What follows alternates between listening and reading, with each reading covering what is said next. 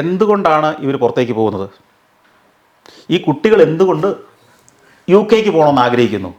അതൊന്ന് അനലൈസ് ചെയ്യണം. അവനെ അങ്ങോട്ട് ആകർഷിക്കുന്ന ഘടകങ്ങൾ എന്തൊക്കെയാണ്?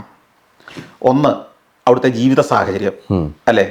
പ്രതിഫലം, ജീവിതം ആസ്വദിക്കാനുള്ള അവസരങ്ങൾ, സ്വാതന്ത്ര്യം, ഈ മാതാപിതാക്കളുടെ നാട്ടുകാരുടെയും എത്തിനോട്ടോ ഒളിഞ്ഞുനോട്ടോ ഇല്ലാത്ത പരിസരങ്ങൾ, വൃത്തി, സൗന്ദര്യബോധം, എസ്തെറ്റിക് സെൻസുള്ള ഒരു ഒരു ഒരു നഗരമോ ഗ്രാമമോ ഒക്കെ പോലും ഇതെല്ലാം ഇവിടെ കൊടുക്കണം.